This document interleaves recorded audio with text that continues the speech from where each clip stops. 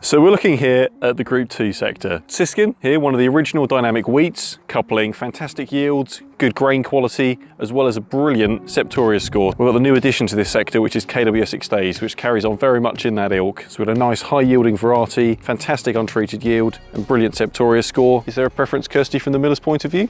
I think there is something to pull them apart in the mill actually. So a Group 2 variety, I think it's important to remember, isn't a failed Group 1. It is a very specific thing. The Group 2 either has like variability in the mill, so it doesn't quite do all the array of products that a Group 1 will, or it's a variety that has a very specific use in the mill. And when it comes to Siskin and Extase, they kind of fall into the two different camps really. So Siskin delivers a good level of protein, hits that protein target, excellent specific weight and very high Hagberg.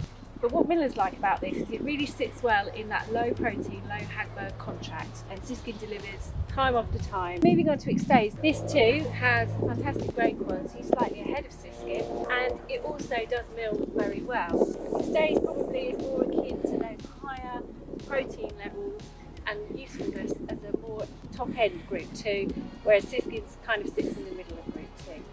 So that's really where they pull each other apart from the milling perspective, both export. John, probably tell us a bit more about how you can separate them in terms of agronomy. So I think they're complementary varieties. They're both quite different, as you can see. So I both think in a sort of scheduled drilling plan, they complement each other nicely. You can see with the ears out on Extase how much earlier that is. You can drill it as one of the first in the main block, and your T1, T2 harvest timings are nicely in front of everything else. Or perhaps we can use it in the later drilled slot where there's a much lower risk and we can actually have a sensible harvest date from late drilled wheat. Siskin, we know the stem strength wasn't quite as strong as we first thought, so it's been pigeonholed into one of the later drilling slots, and actually with its vigour that's where it does best. Both varieties have very, very strong Septoria resistance. You've got a good 6.5 and the 8.1, and both of them I think play a role in lowering risk on farm. Yeah, depending on the season we can play with our input levels to achieve a good looking crop.